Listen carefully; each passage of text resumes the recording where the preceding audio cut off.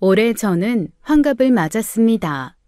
남편과 사별한 지도 벌써 10년이 넘었죠. 그동안 혼자 지내는 일에 익숙해졌어요. 하루하루 규칙적으로 운동을 하고 취미 생활도 틈틈이 즐기고 있습니다. 사람들은 저를 볼 때면 참 건강하고 활기차 보인다고 하더라고요. 하지만 사실 저는 그저 조용히 살아가는 게 더 편할 뿐이었어요. 처음엔 혼자 있는 시간이 낯설고 어렵기도 했죠. 그래도 시간이 지날수록 오히려 홀가분한 기분이 들더군요. 나 혼자서도 충분히 잘 살아갈 수 있구나 그런 생각도 들었습니다. 때로는 외로움이 찾아오기도 했지만 금방 지나가곤 했어요. 집 근처 공원에서 산책을 하는 게 저의 작은 낙이었습니다. 그렇게 단순하고 편안한 일상이 이어지고 있었어요. 그날도 저는 집 근처 공원을 천천히 걷고 있었습니다. 갑자기 하늘이 어두워지더니 굵은 빗방울이 떨어지기 시작했죠. 당황한 저는 황급히 근처 카페 처마 밑으로 뛰어들었습니다. 숨을 고르는데 옆에서 함께 비를 피하던 한 신사가 저를 바라보더군요.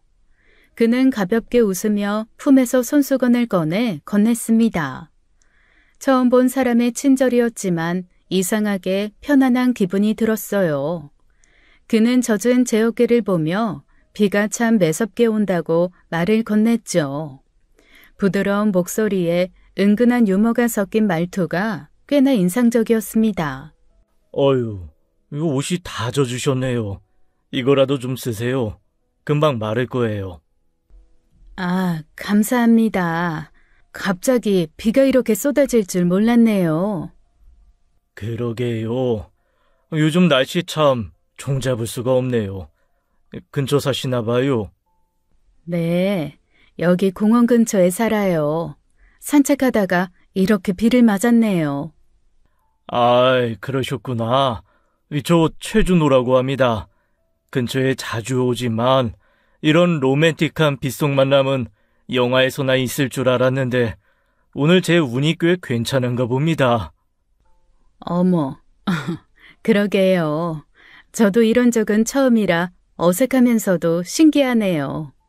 제가 젊었을 때부터 무역회사를 운영해서 사람 볼 줄 안다고 생각했는데 오늘 같은 이런 인연은 제 안목이 아니라 순전히 운이 돕는 거죠. 하하하. 무역회사를 운영하세요? 멋지시네요. 전 그냥 평범하게 살고 있는데. 평범하다는 건 때로는 가장 근사한 일이에요. 이런 뜻밖의 순간을 만날 여유가 있으니까요. 듣고 보니 그렇네요. 혹시 실례가 안 된다면 비 그칠 때까지 같이 커피라도 한잔 하실래요? 이야기를 좀 더 나누고 싶어서요. 이야기를 나누다 보니 저도 모르게 자꾸 웃음이 나왔습니다.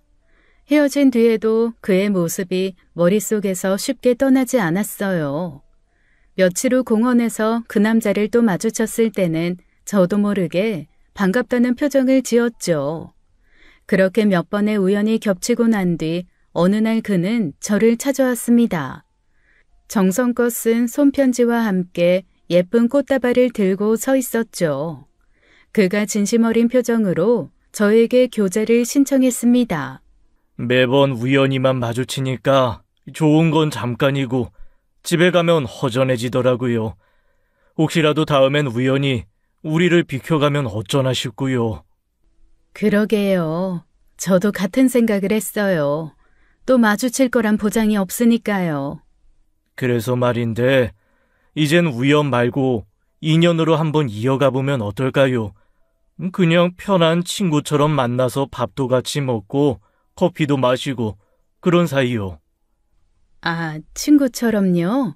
하긴 매번 비를 기다릴 수도 없는 노릇이니까요. 아하하, 아유, 그쵸. 이제는 날씨 상관없이 만나고 싶습니다.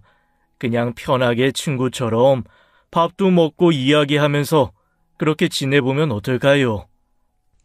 아, 저도 또 만날 기회가 있었으면 했거든요. 좋아요. 그러시면 이번 주 주말에 제가 아는 좋은 곳이 있는데 거기서 같이 식사 어떠세요? 음식 맛도 좋고 분위기도 편안해서 분명히 마음에 드실 거예요. 네, 좋은 생각 같네요. 약속 당일 거울 앞에서 옷매무새를 꼼꼼히 챙기며 긴장했습니다. 레스토랑 앞에 도착하니 생각보다 고급스럽고 분위기 있는 장소였어요. 문을 열고 들어서자 그가 우아한 미소로 저를 반겨주더군요. 작은 촛불이 놓인 테이블로 안내하며 편안히 앉으라고 의자를 빼주었습니다. 부드럽게 메뉴판을 건네며 제 입맛을 먼저 물어보았죠. 어색함이 금방 풀리고 따뜻한 기운이 마음에 차올랐습니다. 배려 하나하나가 가슴 깊은 곳에서 잔잔한 울림을 만들었죠. 그날 밤 제 심장은 오랜만에 설렘으로 바쁘게 뛰고 있었습니다. 식사를 하는 동안에도 세련된 말투와 이야기에 자꾸만 빠져들었죠. 시간이 가는 줄 모르고 즐거운 이야기를 나누었어요. 문득 앞으로의 만남이 더 기다려졌습니다. 헤어지는 순간까지 그의 미소와 부드러운 목소리가 귓가에 맴돌았어요. 그렇게 저의 고요했던 마음에 오랜만에 생기가 돌기 시작했죠. 그와의 또 다른 만남을 기대하며 며칠을 보낸 어느 날 저는 친한 친구와 카페에서 만났습니다. 설레는 마음을 숨기지 못하고 저는 자연스레 그 사람 이야기를 꺼냈죠. 친구는 제 말을 듣고 기분 좋게 웃어주었습니다. 하지만 잠시 후 친구의 얼굴에 미묘한 걱정이 스쳐 지나갔어요. 너 요즘 눈에서 막 하트 튀어나오는 거 알아? 오랜만에 살아있는 것 같아서 좋긴 한데 솔직히 좀 걱정도 돼. 너 연애 근육 다 빠졌잖아. 지금 너무 급하게 달리다 삐끗하면 어떡하려고 그래? 뭐야? 연애 근육은 또 뭐야? 하긴 진짜 너무 오랜만이라 몸이 기억을 못하나 봐. 처음엔 조심한다고 했는데 정신 차려보니까 이미 이래 있네. 그래, 그래서 내가 옆에서 잔소리 좀 하는 거야. 이럴 때일수록 템포 조절이 중요하다니까. 좋은 사람 같다고 바로 풀악셀 밟지 말고 조금만 더 천천히 만나봐. 이 나이엔 서두르다 발목 꺾이면 진짜 답 없어. 풀악셀이라니 너무했네 진짜. 그래, 솔직히 나도 조금 당황스럽긴 해. 내 나이에 다시 설레고 이런 게 좀 민망하기도 하고. 그래서 더 어쩔 줄 모르겠었어. 뭐가 민망해? 오랜만에 설레는 게 얼마나 좋은 건데. 다만 천천히 알아가도 충분하게 좋으니까 네 마음 좀 더 아끼란 말이야. 알겠어? 알았어. 알았다고. 네가 왜 이렇게 연애 박사가 됐는지 모르겠지만 암튼 네 덕에 정신이 좀 드네. 나도 조급해하지 말고 천천히 신중하게 해볼게. 고맙다 박사님. 친구의 말이 계속 제 마음에 남았습니다. 그렇게 며칠이 지난 어느 날 이번에는 여동생이 저를 찾아왔죠. 저녁을 먹으며 동생에게도 자연스럽게 최준호 씨와의 만남에 대해 이야기했습니다. 동생은 제 얼굴을 보며 활짝 웃었고 저도 기분 좋게 웃었죠. 그런데 잠시 후 동생의 눈빛이 조금 진지해지더군요. 언니, 요즘 완전 화사하다. 누가 보면 무슨 로맨스 드라마 여주인공인 줄 알겠어. 근데 언니, 드라마는 드라마고 현실은 현실이잖아. 내가 보기엔 언니가 이 상황 자체를 너무 즐기느라 정신없어 보여서 걱정이야. 좀 진정하고 정신 차려봐. 로맨스 드라마는 후반부에 반전이 있는 거 몰라? 뭐야? 너 또 왜 이래? 무슨 반전이 있다고 그래? 그냥 오랜만에 설레고 좋은 것뿐이지. 아니 누가 반전이 꼭 나쁘다고 했어? 그 사람 좋은 사람 맞을 수도 있는데 지금처럼 막 구름이 걷듯이 붕 떠 있으면 중요한 걸 놓칠 수도 있잖아. 좀 정신 좀 똑바로 차리고 발바닥 바닥에 딱 붙이고 천천히 살펴보면서 만나란 얘기야. 아예 초장에 정신 차리고 가야 나중에 덜 피곤해. 저는 친구와 동생의 비슷한 조언에 계속 마음이 걸렸습니다. 나도 모르게 너무 빨리 그 사람에게 마음을 열어버린 건 아닐까 그런 생각이 들었죠. 잠시 혼자 앉아 생각에 잠겼습니다. 하지만 저는 이내 머리를 저으며 걱정을 떨쳐냈어요. 오랜만에 느껴보는 이 감정을 놓치고 싶지 않았기 때문이었죠. 친구와 동생이 저를 진심으로 걱정한다는 사실만으로도 충분히 따뜻했습니다. 그럼에도 여전히 제 마음은 밝고 행복한 상태였어요. 앞으로 그 사람과의 만남이 어떻게 될지 생각만 해도 미소가 지어졌죠. 천천히 만나라는 조언은 마음속 깊이 새겼습니다. 다만 이미 시작된 이 설렘을 억지로 숨기진 않기로 했어요. 그저 행복한 마음으로 다가올 다음 만남을 기다릴 뿐이었습니다. 다음 약속날 그는 저를 고급 레스토랑에 데리고 갔어요. 멀리서 제가 오는 모습을 발견하자 그는 자리에서 일어나더군요. 미소를 지으며 의자를 빼주는 그 모습에 저는 더욱 마음을 빼앗겼죠. 사실 사별한 남편은 무뚝뚝한 전형적인 부산 남자였거든요. 그에 반해 준호 씨는 참 다정다감했습니다. 작은 배려 하나하나가 저를 특별한 사람으로 만들어주는 듯 했어요. 식사를 하며 나누는 그의 이야기는 언제나 흥미로웠죠. 제가 젊었을 때 원양 어선을 탔었는데요. 한 번은 바다 한가운데서 폭풍을 만난 적이 있었어요. 배가 진짜 롤러코스터처럼 흔들리는데 순간적으로 여기서 죽겠구나 했죠. 그런데 갑자기 선장님이 노래를 부르기 시작하는 거예요. 다들 어안이 벙벙해서 쳐다봤죠. 근데 희한하게 그 노래를 들으니까 긴장이 싹 풀리더라고요. 다 같이 웃으면서 노래를 따라 불렀더니 진짜 거짓말처럼 폭풍이 잦아들었어요. 나중에 알고 보니까 선장님이 그 노래를 부르면 풍랑이 잠잠해진다는 나름의 징크스가 있었던 거죠. 어머, 정말요? 영화에나 나올 법한 일이네요. 그런 일도 겪으셨어요? 그럼요. 지금 생각하면 참 말도 안 되는 일인데 사람 사는 데는 그런 신기한 일이 가끔 벌어지더라고요. 그날 이후로 저도 뭔가 인생에 위기가 있다 싶으면 유쾌하게 노래를 불러요.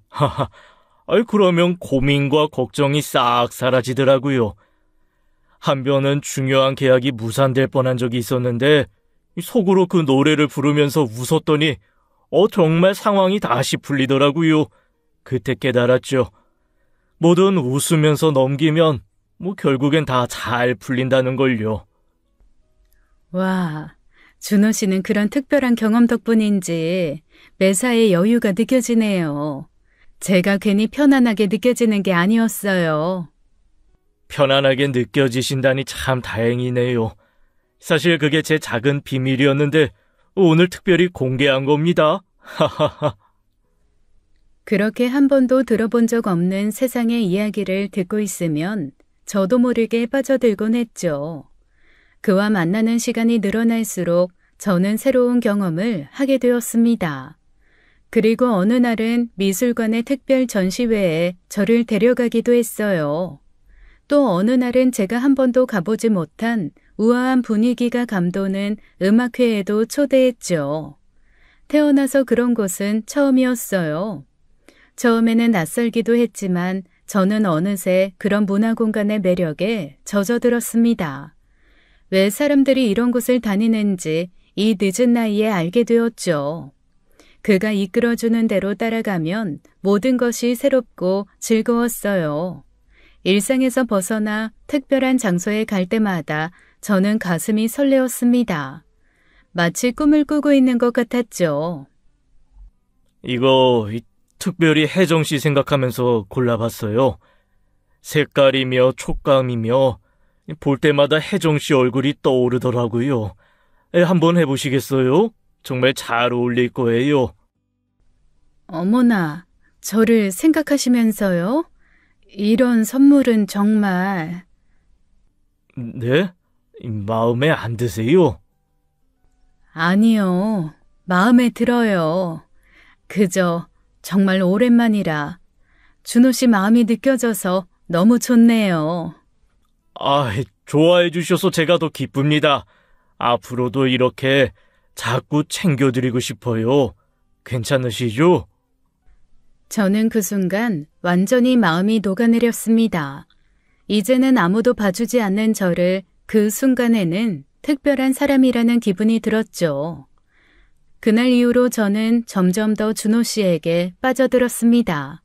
자연스럽게 행복해졌어요. 어느덧 저는 그의 삶 자체에 빠져들고 있었죠. 저도 그와 같은 삶의 방식을 동경하게 되었습니다. 함께 있으면 저 자신까지 특별해지고 우아해지는 기분이 들곤 했거든요. 오랜만에 찾아온 이 감정을 계속 이어가고 싶었어요. 저는 이 행복한 시간이 끝없이 이어지길 간절히 바라게 되었죠. 하지만 현실은 현실입니다. 그날도 평소처럼 준호 씨를 만나 식사를 하게 되었습니다. 여느 날처럼 저를 근사한 레스토랑으로 데리고 가주었죠. 잠시 준호 씨가 전화를 받으러 밖으로 나간 사이였어요. 그때 한 직원이 저에게 다가오더니 아주 친근하게 인사를 건네더군요. 어서 오세요. 어머, 또 오셨네요. 네? 저요? 네, 전에 몇 번 오셨던 것 같은데. 어머, 아닌가요? 아니에요. 저 여기 오늘 처음인데 다른 사람이랑 착각하셨나 봐요. 어머, 제가 다른 분이랑 헷갈렸나 보네요. 죄송합니다. 괜찮아요. 사람 얼굴이 다 비슷비슷하니까요, 뭐. 맞아요. 저는 그 레스토랑을 처음 방문했었어요. 제가 평소 그런 곳을 갈 리가 없거든요. 처음 식당에 들어왔을 때부터 유독 저를 반기는 느낌이었습니다. 처음엔 그저 친절한 직원이라고 생각했는데 그날따라 이상한 느낌이 들었어요. 그 직원이 무언가 알고 있는 듯 했죠. 하지만 다시 그 직원을 찾아도 어디로 갔는지 보이지 않아 묻지를 못했습니다. 또 다음 날에는 준호 씨와 길을 걷다가 그의 지인을 마주쳤어요. 짧은 인사를 나누고 있는데 그 지인이 갑자기 의미심장한 말을 꺼냈죠. 아이, 최준호야. 이야, 오랜만이네. 죽은 줄 알았는데 살아있었어. 어? 옆에 분은 누구? 이야, 너 이번에 또? 야, 박성광이, 오랜만이다. 아이, 근데 너 갑자기 무슨 소리야? 여기 내 친구 혜정씨. 아, 혜정씨. 쟤는 내 친구 박성광. 아, 야, 혜정씨한테 인사나 제대로 해. 아하. 아휴, 안녕하세요, 혜정씨. 네, 안녕하세요. 우리가 좀 급해서 먼저 가볼게. 나중에 연락하자. 그래, 가라. 아유, 혜정씨 좋은 시간 보내십시오. 준호 씨 지인의 그 말이 순간 머릿속에 날카롭게 꽂혔습니다. 또라는 말이 자꾸만 마음에 걸렸죠. 준호 씨에게 물으니 원래 장난기가 심한 지인이라고 둘러대더군요. 집으로 돌아오는 내내 그 말이 저를 따라오는 기분이었어요. 그리고 며칠 뒤 준호 씨는 급히 지방으로 출장을 떠나게 되었다며 준비하는 모습을 보였습니다. 미안해요. 갑자기 지방으로 출장을 좀 다녀와야 할 것 같아요. 며칠 연락이 어려울 수도 있는데 걱정하지 말고 기다려줘요. 다녀와서 바로 연락할게요. 그 모습을 보자 전에 그가 사업상 지방에 갈 일이 없다고 했던 말이 떠올랐어요. 저와 데이트가 잦아 제가 일이 바쁘지 않냐고 물었을 때 했던 대답이라 제가 정확하게 기억하거든요. 저도 모르게 고개를 갸우뚱하게 됐죠. 어쩐지 가슴이 싸늘하게 식어가는 기분이었습니다. 하지만 저는 애써 제가 예민하게 반응하는 거라고 믿고 싶었죠. 제 눈앞에 당장 보이는 행복한 순간들만 믿고 싶었으니까요. 그만큼 오랜만에 찾아온 이 인연이 저를 행복하게 했었거든요. 하지만 그 후로도 작은 의문들은 자꾸만 저의 마음을 두드렸습니다. 행복해지려 할수록 알 수 없는 불안이 마음 깊은 곳에서 자라나고 있었죠. 어쩐지 한번 생겨난 균열은 점점 더 깊어지고 있었습니다. 그 균열은 결국 점점 더 선명해지더군요. 어느 날 그의 차에서 내려 함께 걷고 있는데 그가 지갑에서 카드를 꺼내는 순간 명함 하나가 바닥으로 떨어졌습니다. 제가 바로 주워주려는데 순간 눈길이 그 명함 위에 멈추었죠. 명함에 적힌 이름은 그가 평소 말했던 이름과는 전혀 다른 것이었어요. 문제는 다른 사람의 명함이 아니라 평소 준호 씨가 대표로 있다는 무역회사 명함이었다는 것이었죠. 그런데 대표 이름만 다른 사람이었어요. 저도 모르게 명함을 한참 바라보다 천천히 그의 얼굴을 올려다보았습니다. 그의 표정이 한순간 굳더니 눈빛에 분명히 당황한 기색이 드러났죠. 이거 명함 떨어졌어요. 고마워요. 이거 거래처 사람이 준 걸 제가 실수로 넣어뒀나 보네요. 그런가 봐요. 정리를 잘한다고 해도 이렇게 가끔 헷갈리네요. 정신 좀 차려야겠어요. 저는 그 순간 이유를 물어보고 싶었지만 애써 모른 척 명함을 돌려주었어요. 그는 어색한 미소를 지으며 명함을 서둘러 지갑에 넣었죠. 하지만 이미 그의 떨리는 손끝을 봐버렸습니다. 그때부터 마음속에 뭔가 날카로운 것이 박힌 듯 했어요. 집으로 돌아와 조용히 혼자 앉아 있자 그와 나누었던 대화들이 머릿속에서 천천히 재생되기 시작했어요. 그가 자신있게 말했던 과거 이야기들이 이제는 어딘가 어긋난 조각들처럼 느껴졌죠. 사업이나 해외 경험담 등 화려했던 그의 말들이 문득 허술하게 보이기 시작했습니다. 기억을 더듬을수록 그는 늘 정확한 정보를 주는 대신에 두루뭉술하게 넘어가곤 했더군요. 한번 생겨난 의심은 걷잡을 수 없이 번져나갔습니다. 어쩌면 그의 우아함과 매너조차도 계산된 행동일지 모른다는 생각이 들었죠. 그토록 멋지고 세련됐던 그의 이미지에 미세한 금이 가기 시작했습니다. 그 금은 점점 더 벌어지며 깊어졌죠. 그때부터였던 것 같아요. 마음 깊이 뿌리내린 의심의 씨앗이 점점 자라나기 시작한 것 말이죠. 의심이 깊어지자 저는 무언가를 직접 확인하고 싶은 마음이 강해졌습니다. 그러던 중 우연히 나눴던 그 사람과의 대화가 문득 떠올랐죠. 그는 얼마 전 자신이 나온 대학의 동문회 일정에 대해 언급했었습니다. 저는 그 일정에 맞춰 조용히 동문회 장소로 찾아가 보기로 했어요. 동문회 행사장 입구에서 참석자 명단을 천천히 살폈습니다. 이름들이 빼곡했지만 최준호라는 이름은 어디에도 없었어요. 저는 당황스러워 명단을 몇 번이나 다시 확인했습니다. 하지만 그의 이름은 여전히 보이지 않았어요. 저기 죄송한데 혹시 여기 최준호 씨라고 아세요? 젊었을 때부터 무역회사 하셨던 분인데 오늘 이 동문회에 참석한다고 했었거든요. 최준호요? 글쎄요, 이름이 좀 낯선데요. 몇 학번이라고 하셨죠?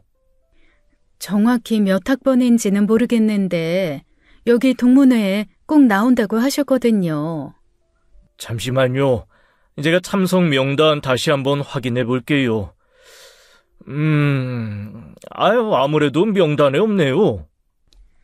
그럴 리가 없는데. 그럼 혹시 예전에 동문회 자주 나오던 분 중에 무역회사 하시는 분은 아세요? 아니요. 제가 회장을 몇 년째 하고 있는데 동문 중에 무역회사 하시는 그런 분 기억이 없네요. 죄송합니다만 혹시 다른 모임하고 헷갈리신 거 아니에요? 네, 아무튼 알겠습니다. 죄송해요. 감사합니다. 급기야 저는 동문회에 온 사람들에게 최준호라는 사람에 대해 물었지만 그를 아는 사람은 아무도 없었어요. 순간적으로 온몸에 서늘한 기운이 흘렀습니다. 저는 그를 둘러싼 의혹을 더 분명히 확인해야겠다고 결심했죠.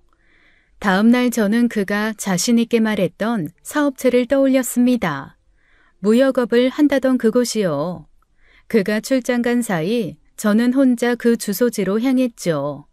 사실 그 사람이 명함을 떨어뜨렸을 때 제가 명함에 적혀있던 사무실 주소지를 외워두었거든요. 한참을 찾아가 도착한 곳에는 사무실 같은 건 전혀 보이지 않았습니다. 오랫동안 자리를 잡고 있는 작은 공장 같은 회사 하나만 있을 뿐이었죠. 저는 조심스럽게 그곳으로 들어가 직원에게 물었습니다. 죄송한데요. 여기 혹시 최준호 씨가 운영하는 무역회사 맞나요? 젊었을 때부터 쭉 무역업 하셨다고 들었는데 주소가 분명 여기가 맞거든요. 최준호 씨요? 무역회사요? 저희는 무역업 아니고 나사 제조업인데 잘못 찾아오신 거 아닌가요? 아니요. 제가 확실히 들었는데 주소도 여러 번 확인했거든요. 그럼 혹시 여기서 일했던 사람 중에는 그런 이름 가진 분 없었어요? 다른 업체랑 같이 쓰는 공간이라든지. 아니요. 저희가 여기서 꽤 오래 일했는데 그런 분은 전혀 없었어요. 근처에 무역 관련 회사도 없고요. 이상하네요. 아무래도 확실히 잘못 오신 것 같아요. 아, 네. 알겠습니다. 번거롭게 해서 죄송해요. 직원의 말에 저는 한동안 그 자리에서 움직일 수 없었습니다. 발밑이 갑자기 푹 꺼지는 듯한 기분이 들었죠. 지금까지 그가 했던 모든 말들이 거짓말이라는 생각이 들었습니다. 하나둘 떠오르는 그의 표정과 말투가 점점 더 섬뜩하게 느껴졌어요. 집으로 돌아오는 내내 제 마음은 불안과 혼란으로 뒤섞였습니다. 처음 그를 만났던 날부터 모든 순간이 빠르게 머릿속으로 지나갔죠. 그의 다정한 미소와 따뜻했던 말들이 이제는 오히려 저를 조롱하는 듯 했습니다. 믿고 싶지 않았지만 눈앞에 펼쳐진 현실은 너무나 명확했어요. 무언가 크게 잘못되어 가고 있음을 확신하게 되었죠. 이대로는 안 되겠다고 생각했습니다. 그 사람의 진짜 정체를 반드시 밝혀내야 했어요. 마음속의 작은 의심이 분명한 확신으로 자리를 잡았습니다. 이제 중요한 건 최준호 그 인간이 왜 제게 접근했냐는 거였죠. 며칠이 지나 그 사람과 다시 만났습니다. 이제는 더 이상 기다릴 수도 모른 척 할 수도 없었죠. 저는 다 알면서 일단 한번 전공법으로 이놈을 떠보기로 했어요. 그가 운영한다던 사업체 위치에 대해 다시 물었습니다. 그러자 최준호는 순간 표정이 딱딱하게 굳으며 눈빛이 흔들리더군요. 급히 자세를 고쳐 앉더니 말을 이어가기 시작했습니다. 준호 씨, 제가 일이 있어서 준호 씨 회사에 들렸거든요. 네? 아니, 어떻게... 저번에 명함에서 봤었어요. 그런데 저 진짜 깜짝 놀랐잖아요. 네? 아니, 놀라다니. 왜요? 말씀하신 것보다 회사가 엄청 크더라고요. 네, 제가 굳이 그렇게 제 자랑을 하는 타입이 아니라서. 그런데 그 큰 회사는 준호 씨 회사가 아니던데요. 무역회사도 아니고.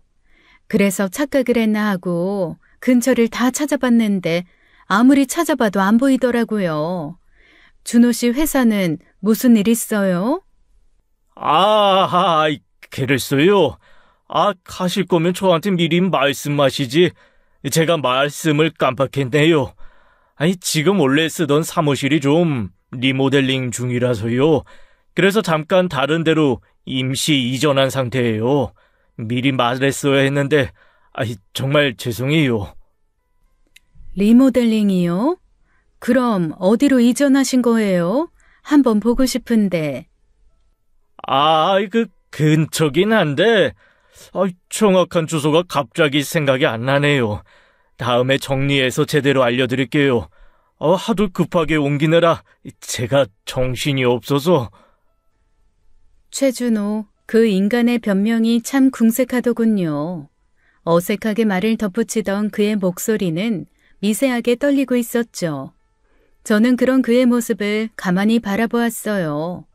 그리고 자연스럽게 그의 대학 이야기를 다시 꺼냈죠. 그 순간 이놈 얼굴에 드리운 그림자가 더욱 짙어졌습니다. 그는 저의 말을 끝까지 듣지도 않고 급히 끼어들었죠. 아주 재발이 저린 놈이었어요.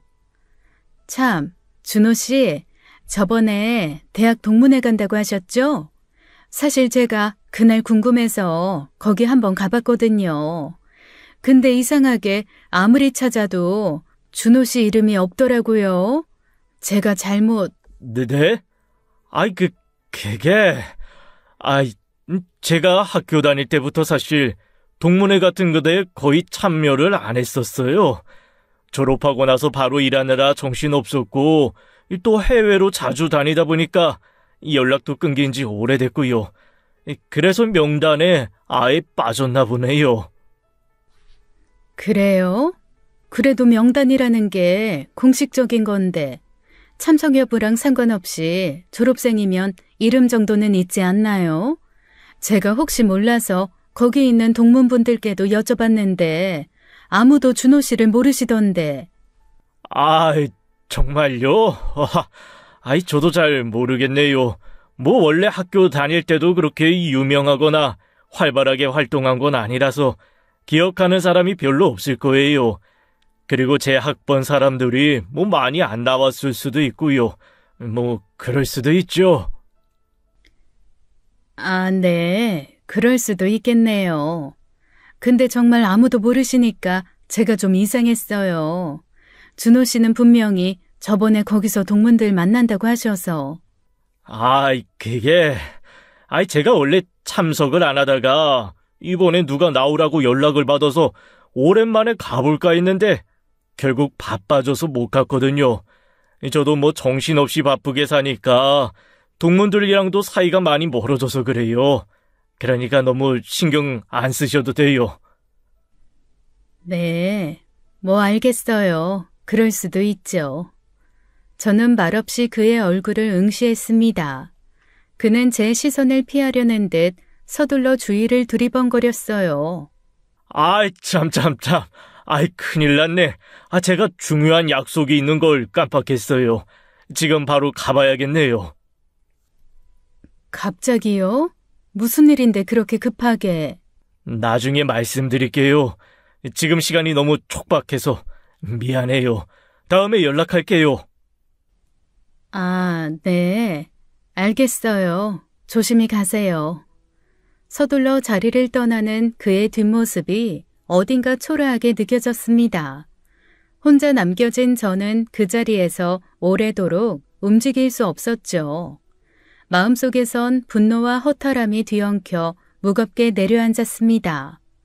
그동안 그의 말에 제가 얼마나 쉽게 속아왔는지 비로소 선명하게 깨달았어요.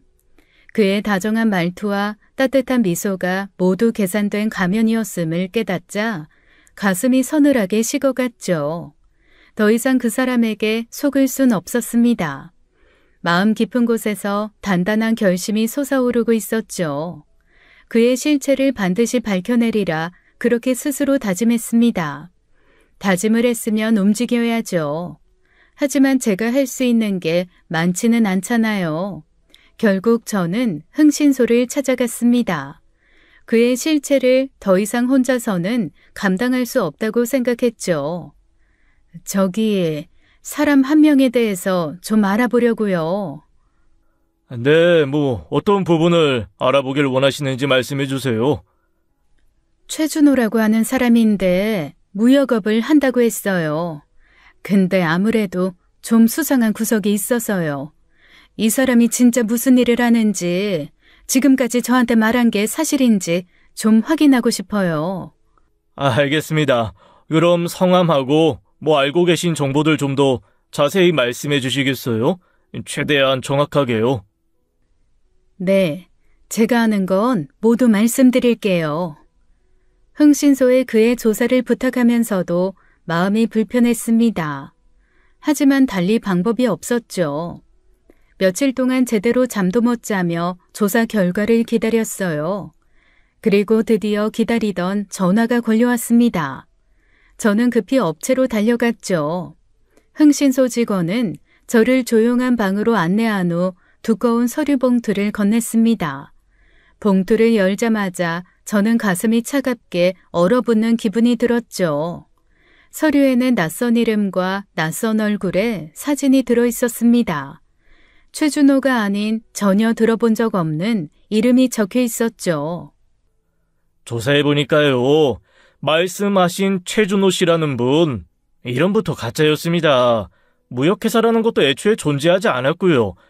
결혼을 미끼로 여성들에게 접근해서 돈을 뜯어낸 사기로 이미 여러 번 신고가 접수된 사람이에요. 네? 뭐라고요? 신고요?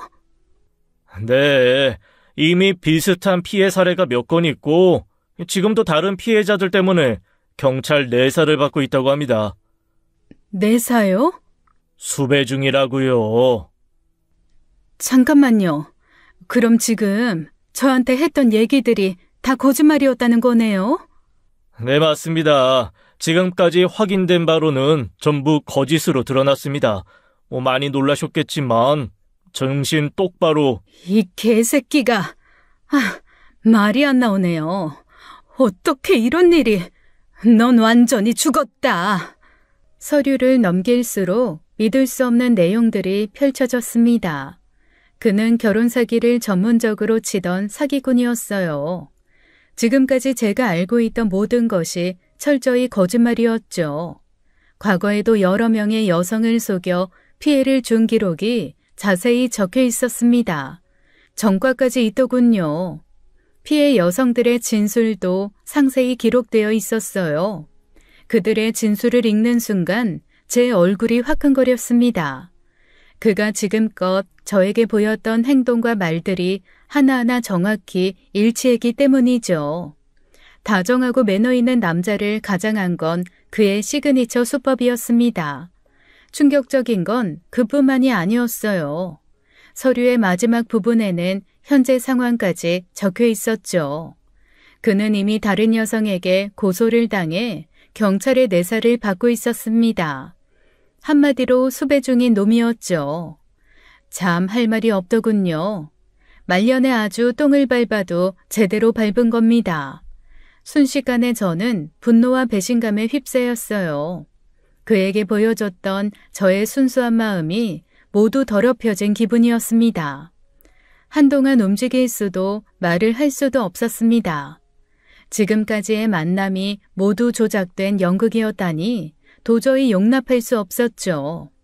그 뒤 저는 일부러 최준호에게 연락을 하지 않았습니다.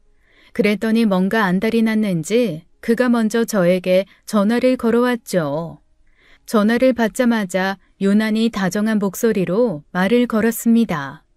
순간 저는 그의 행동이 참 우스꽝스러워 보였죠. 그놈이 하는 말의 의도를 저는 곧바로 알 수 있었습니다. 이런 말 갑자기 꺼내서 정말 미안해요. 근데 상황이 진짜 급해서 제가 지금 회사에 큰 문제가 생겼거든요. 거래처랑 계약이 갑자기 틀어져서 큰 금액이 급하게 필요한데 어디 부탁할 데가 없어요. 정말 염치 없지만 저 좀 도와줄 수 없겠어요? 얼마나 급하길래 그래요? 갑자기 그러니까 저도 좀 당황스러운데. 그러니까 저도 이렇게 갑작스럽게 부탁을 드리는 거죠. 믿고 얘기할 사람이라곤 정말 혜정 씨밖에 없어요. 물론 제가 최대한 빨리 돌려드릴 거고 이자까지 쳐서 확실히 드릴게요. 제발 좀 도와주세요. 이대로라면 정말 큰일 나게 생겼어요. 아무리 그래도 제가 큰돈을 그렇게 바로 마련하기가 쉽지 않을 텐데. 압니다. 그런데 정말 이것만 넘기면 제가 다 해결할 수 있어요. 평생 이렇게 간절한 적 없어요. 지금까지 전 믿어주셨잖아요. 이번만 부탁드릴게요. 일단 제가 한번 생각을 해볼게요. 갑자기 그런 말씀 하시니까 정신이 없네요. 알겠어요. 알겠어요. 근데 정말 시간이 없어서 그래요. 하루라도 빨리 결정해 주시면 좋겠어요. 다시 한번 부탁드릴게요. 꼭 좀 도와주세요. 네, 제가 고민을 좀 해보고 연락드릴게요. 역시나 목적은 처음부터 제 돈이었던 겁니다. 그렇다고 제가 부자도 아니에요. 절대요. 참나, 얼마 있지도 않은 그 돈을 털어가려고요. 하지만 저는 일단 그 자리에서는 바로 대답하지 않았어요. 일부러 시간을 끌기 위해 고민하는 척하며 잠시 생각해보겠다고만 했죠. 제 반응이 명확한 거절이 아니자 이놈이 좋아하더라고요. 다음 날부터 그놈은 자주 전화를 걸어와 저를 재촉하기 시작했어요. 하지만 저는 의도적으로 바쁜 척하며 그 연락을 피했습니다. 전화를 받지 않으면 문자로, 문자를 무시하면 다시 전화를 걸며 끈질기게 재촉했죠. 그럴수록 저는 더 침착했어요. 이 기회를 이용해 이 사기꾼의 사기 행각에 대한 확실한 증거 자료를 차분히 모으기 시작했죠. 이제는 그에게 더 이상 휘둘리지 않겠다고 결심한 뒤로 마음이 오히려 담담해졌습니다. 그러자 최준호는 더욱 초조한 태도로 저에게 접근했어요. 지나치게 과장된 애정과 달콤한 말들을 늘어놓기 시작했죠. 연락이 안 돼서 걱정했잖아요. 내가 얼마나 당신 생각만 하고 있었는데 우리 사이에 이런 사소한 오해로 멀어지면 안 되죠. 정말 사랑하는 거 알잖아요. 그러니까 제발 나 좀 믿어줘요. 미안해요. 나도 돈 마련해보려고 여기저기 알아보느라 바빴어요. 조금만 기다려줘요. 정말요? 그렇게까지 신경 써주는 사람 당신밖에 없어요. 역시 내 마음 알아주는 건 당신뿐이라니까요. 이 일만 해결되면 내가 진짜 평생 보답할게요. 나한테 정말 당신밖에 없어요. 네, 알겠어요. 조금만 기다려요. 꼭 저한테 해준 만큼 배로 보답할 테니. 역시 내 사랑은 당신밖에 없어요. 고마워요. 이번 일만 해결되면 정말 당신 원하는 건 뭐든 다 해줄게요. 평생 당신만 바라볼 거예요. 그놈의 가식적인 말과 행동이 역겹게 느껴졌습니다. 정체를 알고 나니 그놈의 초조한 목소리와 안절부절 못하는 모습이 뚜렷이 보였어요. 처음으로 상황이 완전히 역전된 느낌이 들었죠. 저는 차분하고 신중하게 복수를 준비하기로 마음먹었습니다. 가장 먼저 제가 한 일은 그 남자에게 피해를 입은 다른 여성들을 찾아내는 것이었죠. 조용히 수소문을 시작하자 그가 저지른 사기의 흔적들이 하나둘 드러났어요. 얼마 지나지 않아 저는 그에게 속았던 여성들과 조심스럽게 연락이 닿았습니다. 처음엔 서로 경계하는 듯 했지만 곧 같은 상처를 입은 동지처럼 마음이 통했죠. 저희는 조용한 카페에서 만나 조심스럽게 이야기를 나누었습니다. 다들 모이시느라 쉽지 않으셨을 텐데 와주셔서 정말 감사해요. 막상 만나보니 저만 이런 일을 당한 게 아니라는 걸 알고 사실 너무 놀랐어요. 맞아요. 처음엔 너무 황당해서 말도 못하고 혼자 끙끙 앓았는데 나중에 보니까 저 같은 사람이 또 있다는 걸 알게 됐죠. 정말 어이가 없었어요. 저도 마찬가지예요. 주변에 알리는 게 부끄럽고 창피해서 그냥 묻으려고 했거든요. 근데 이 사람이 계속 또 다른 피해자를 만들 거라는 생각에 도저히 그냥 있을 수가 없더라고요. 그래서 말씀인데요. 이젠 확실하게 증거를 모아서 경찰에 신고하려고 해요. 문자나 녹음 같은 증거, 그리고 피해 부분이 있으면 다 같이 모아보는 게 어떨까요? 좋아요. 저 문자 주고받은 거랑 송금했던 기록 다 가지고 있어요. 필요하면 지금이라도 바로 드릴게요. 저도 그 사람이랑 나눈 대화 녹음이랑 메시지 있어요. 전 현금으로 그 인간한테 사기당했는데 돈을 주고받은 것에 대한 문자 내용은 있어요. 그 사기꾼 이제는 빠져나가지 못하게 확실하게 해야죠. 좋아요. 이제 다시는 그 사기꾼 놈이 다시는 이런 짓 못하게 만들어야죠. 피해 여성들의 이야기를 듣고 있자니 가슴이 다시 무거워졌습니다. 저만 당한 것이 아니라는 사실에 더욱 분노가 치밀었죠. 최준호의 뻔뻔하고 악랄한 사기수법에 대한 증거들은 차고 넘쳤어요. 조사 도중 중요한 정보를 하나 더 얻게 되었습니다. 최근 최준호가 투자 명목으로 여러 사람에게 접근해 돈을 모으고 있다는 이야기였죠. 정말 소름 끼치는 행동이었습니다. 그놈은 수배 중에도 여전히 새로운 피해자들을 찾고 있던 것이었죠. 저는 피해 여성들의 피해 내역을 하나하나 꼼꼼히 조사하기 시작했습니다. 각자 증거가 될 만한 메시지, 송금 내역, 음성 녹음 파일까지 모으게 되었죠. 잡아서 한 방에 고소를 하려고요. 이제 남은 것은 최준호 그놈을 함정으로 끌어들이는 일이었습니다. 얍삽한 놈이라 그런지 쥐새끼처럼 경찰을 잘 피해 다니고 있었거든요. 저는 며칠 동안 그의 전화를 계속 무시하다가 마침내 연락을 받아주었습니다. 그리고 그가 그토록 원하는 돈을 빌려주겠다고 약속했죠. 준호 씨, 생각해봤는데 부탁하신 돈 준비됐어요. 언제 드리면 될까요? 정말이에요? 아우, 다행이다. 정말 고마워요.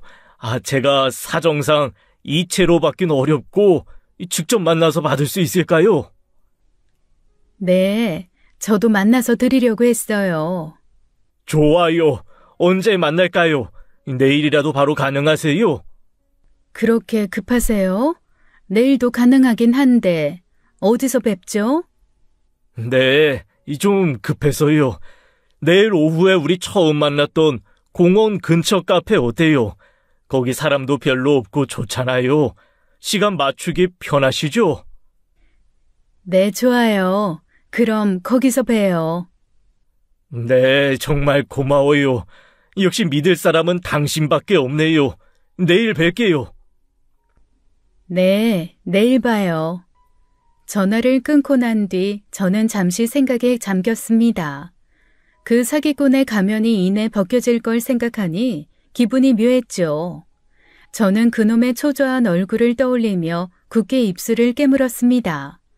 또 다른 피해자들이 나오지 않게 그 사기꾼을 철저히 응징하겠다고 결심했죠. 그리고 약속한 날, 약속한 장소에서 저는 최준호를 기다렸습니다. 미리 준비한 현금을 담은 봉투를 들고 조용히 앉아 있었죠. 혹시나 눈치를 채고 나타나지 않으면 어쩌나 걱정이 되었어요. 하지만 얼마 지나지 않아 그놈이 나타났습니다. 최근 돈이 궁하다더니 사실인 듯 했어요. 평소보다 훨씬 들떠있고 초조한 표정이더군요. 최준호는 자리에 앉자마자 저에게 손을 내밀었습니다. 급히 현금을 건네달라는 그의 눈빛에서 다급함이 느껴졌어요. 저는 일부러 천천히 그의 행동을 조용히 지켜봤죠. 잠시 후 저는 현금 봉투를 그에게 건넸습니다. 서둘러 봉투를 받아 안주머니에 넣으려고 했죠. 바로 그때였습니다. 주변에서 잠복하고 있던 경찰들이 순식간에 나타나 현장을 급습했어요. 최준호 씨 맞으시죠? 사기 혐의로 긴급 체포합니다. 변호사 선임할 수 있고 진술 거부할 권리 있습니다. 순순히 따라오시죠. 뭐야 이거? 잠깐만. 혜정 씨, 이거 오해예요. 잠깐만. 야, 네가 신고했냐? 야, 이년이. 일단 가서 얘기하시죠. 저희가 증거 다 확보했습니다. 헛소리하지 마시고 따라오세요. 모든 게 너무나 신속하고 정확하게 진행되었죠. 최준호도 그 순간 상황을 단박에 이해하고는 저를 노려보더군요. 뭐 노려봐서 어쩌라고요. 콱 그 눈을 찔러버리려다가 말았습니다. 네가 날 이렇게 보내면 끝일 것 같지? 절대 아니야. 네 인생이 얼마나 끔찍하게 망가지는지 똑똑히 지켜봐. 내가 감옥에 있는 동안 너도 반드시 지옥 같은 꼴을 당할 게다. 네가 이 세상에서 사라지기 전까지 평생 저주할 테니까 두고 봐. 어머 무서워라. 그래도 어쩌지? 당신 같은 쓰레기가 없어지니까 오히려 세상이 깨끗해진 느낌인데 그런 저주나 퍼부을 힘 있으면 감옥에서 오래오래 썩어버릴 각오나 하는 게 좋겠네. 두 분 진정하세요. 아이 더 떠들어봤자 소용없습니다. 어서 따라오시죠. 최준호 손목에 수갑이 단단히 채워졌죠.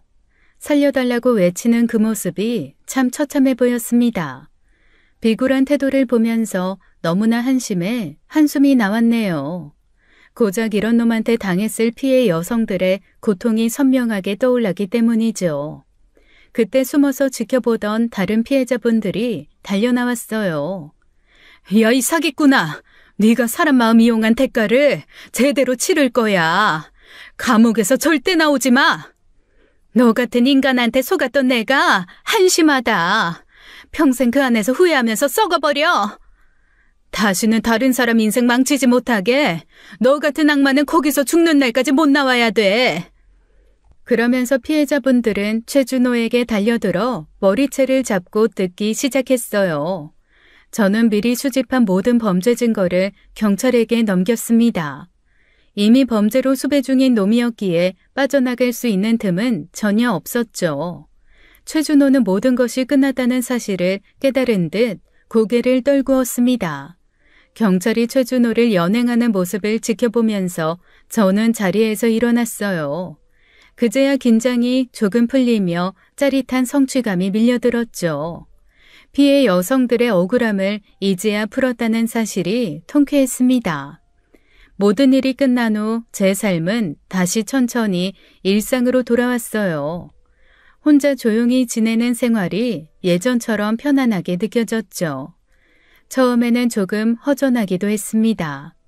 하지만 시간이 지날수록 다시 제 일상이 익숙해졌어요. 더 이상 최준호 그 사람으로 인해 마음이 흔들릴 일이 없다는 사실이 좋았습니다. 이제 저는 다시 저만의 일상을 차분히 누리기 시작했죠. 아침이면 공원을 산책하고 책을 읽으며 여유를 즐겼습니다. 취미생활도 다시 시작하니 마음이 한결 밝아졌어요. 가끔 이번 일을 떠올리곤 했습니다. 그때마다 씁쓸한 기분이 들었지만 길게 머무르진 않았어요. 과거의 일을 곱씹으며 시간을 낭비할 필요는 없었으니까요. 그 대신 저는 더 단단해지기로 했습니다. 어느 날 피해 여성 중 한 명이 연락을 해왔어요. 그 사람이 받은 최종 형량 결과를 알려주었죠. 언니, 방금 경찰한테 연락 왔어요. 그 사람 징역 10년 받았대요. 우리가 모은 증거랑 피해자 진술 덕분에 중형 나온 거라고 하네요. 정말요? 10년이면 그래도 피해자들이 겪은 고통에 비하면 약한 거지만 제대로 처벌받아서 그나마 다행이네요. 맞아요. 경찰이 그러는데 이렇게 여러 피해자가 증언한 게 결정적이었대요. 아무튼 이제야 좀 속이 시원해요. 맞아요. 이제 더는 그 사람 때문에 고통받는 사람이 없기를 바라야죠. 그는 여러 피해자들의 증언과 명백한 증거들로 인해 징역 10년을 선고받았다고 했습니다. 이제는 피해당한 금전적 문제를 해결하기 위해 추가적으로 민사소송까지 진행한다고 하더군요. 처음 소식을 들었을 땐 담담했습니다. 최준호가 자신이 저지른 일에 대한 대가를 제대로 치르게 되었다는 사실이 그저 다행이라 생각했죠. 피해 여성들과 저는 그 사기꾼이 다시는 다른 사람을 속일 수 없게 되어 다행이라며 서로를 위로했습니다. 그렇게 모든 사건이 진정으로 끝을 맺게 되었죠. 마음속 깊이 응어리졌던 감정들도 천천히 풀어졌습니다. 저는 다시 예전의 평범한 하루하루로 돌아왔어요. 이제 더는 외롭거나 불안하지 않았죠. 혼자여도 충분히 행복하고 평온했습니다. 가끔씩 방문하는 친구나 동생과의 시간도 즐거웠어요. 무엇보다 이번 사건을 통해 저는 스스로를 더 잘 알게 되었습니다. 다시는 같은 실수를 반복하지 않겠다고 다짐했어요. 누군가에게 의지하지 않고도 얼마든지 스스로 행복할 수 있다는 사실을 깨달았죠. 그 이후 저는 사람을 만날 때 좀 더 신중해졌습니다. 겉으로 보이는 친절과 호의가 때로는 다른 목적을 감추고 있다는 것도 알게 되었으니까요. 상대방의 다정한 말이나 행동만으로 쉽게 마음을 주지 않기로 했습니다. 상대의 진심은 시간이 지나야 드러난다는 것을 깨달았으니까요. 가끔 친구들이나 동생에게 조언을 하기도 합니다. 새로운 인연이 찾아올 때는 반드시 충분한 시간이 필요하다고 말이죠. 누군가 친절하고 따뜻한 모습으로 다가올 때도 한 번 더 주의 깊게 살펴보라고 조용히 당부합니다. 왜냐하면 그 다정함의 뒤편에 숨겨진 의도를 우리는 알 수가 없으니까요.